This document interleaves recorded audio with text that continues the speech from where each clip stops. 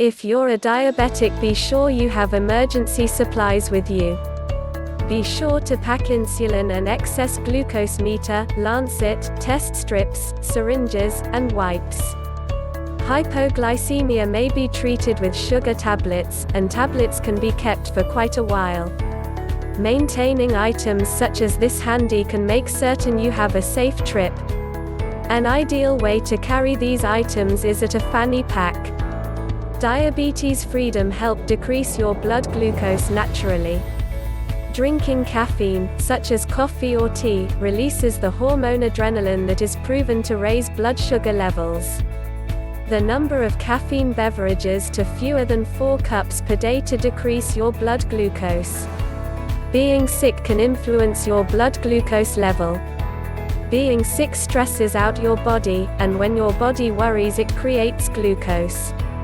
In fact, both physical and mental stress could change it. You should check your blood glucose level in which you're sick, so as to be able to track your levels. Armed with the helpful advice above, don't wait a minute more to get control of the important facets of managing your diabetes. You have the knowledge you need, and now it is just a matter of putting the advice into practice. You have somewhere to start on the path.